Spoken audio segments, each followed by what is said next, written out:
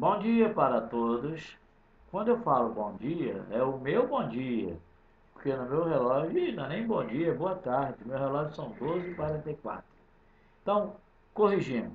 Boa tarde para todos. Eu vou resolver uma questão da Fundação Getúlio Vargas, especializada em concursos públicos de alto nível.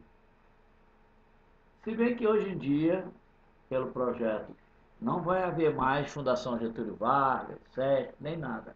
Vai haver uma única banca que vai fazer concurso federal em todo o Brasil.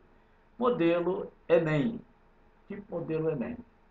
Mas, como a gente está, por enquanto, ainda sem o projeto, as coisas vão correr como eram antigamente.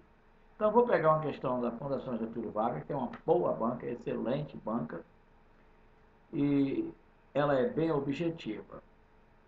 Ora, a questão, ela diz o seguinte, ela dá 3 frases. Pagaram o imposto no prazo. A segunda frase, pagou-se o imposto no prazo. A terceira frase, alguém pagou o imposto no prazo. Primeira pergunta, quem é o sujeito da primeira oração? Aí você vai perguntar, quem pagou o imposto no prazo? A resposta seria alguém. Então, quando você tiver o sujeito na terceira pessoa do plural, terceira, fizer a pergunta para saber quem é o sujeito e a resposta for a palavra alguém, o sujeito desta oração está indeterminado. Ok? Então, o sujeito da primeira oração está indeterminado. Pagaram o quê? O imposto. O imposto completa o verbo pagar. Então, o imposto é o objeto direto que completa o verbo sem preposição. Bem, vamos passar para a segunda frase. Pagou-se o imposto no prazo. O verbo está acompanhado do pronome ser? Está. Se o verbo está acompanhado do pronome ser, primeira providência, passe a oração para a voz passiva. No caso, o imposto foi pago no prazo. Se passou para a voz passiva, este pronome ser é um pronome apassivador, porque ele permite que a oração vá para a voz passiva. Ok? Então, estamos com o verbo acompanhado do pronome apassivador. Vamos raciocinar um pouquinho. Se eu dissesse, ele se matou, ele matou a si próprio. Este pronome ser é chamado de pronome reflexivo, em que a ação recai sobre o próprio sujeito que pratica a ação. Se esse pronome é reflexivo, a voz é reflexiva. Se eu dissesse, eles se abraçaram, um abraçou o outro, aí temos uma voz recíproca. Então, este pronome é chamado de pronome recíproco.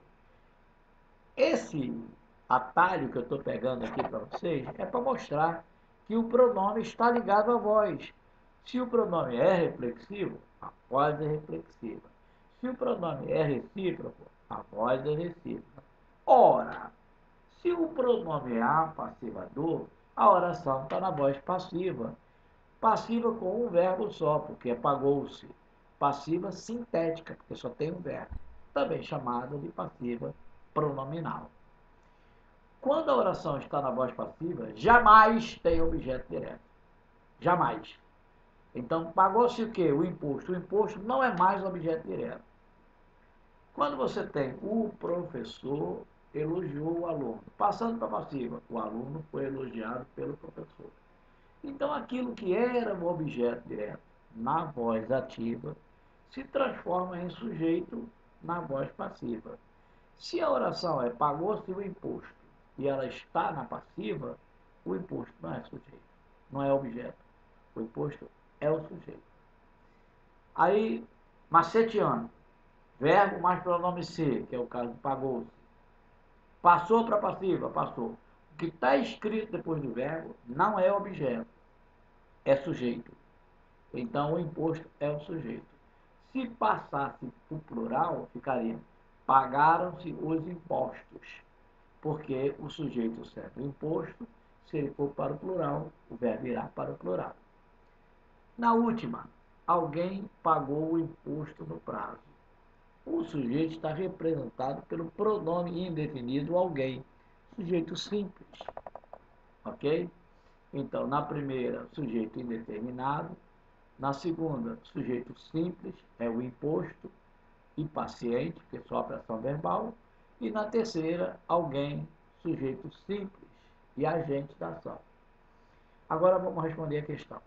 As duas primeiras estão na voz passiva. Não, não é verdade. A primeira está na voz ativa. Pagar o imposto. Alguém pagou o imposto. Alguém praticou a ação de pagar. A errada. B. Em todos os sujeitos não é identificado. Errou. Nas duas, na segunda e na terceira, o sujeito é identificado. Na segunda é o imposto, na terceira é alguém. A B é falsa.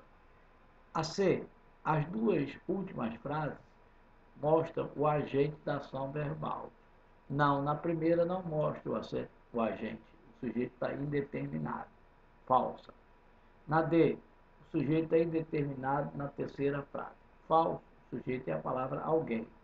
Se não for está nula. As duas últimas frases mostram o sujeito claro.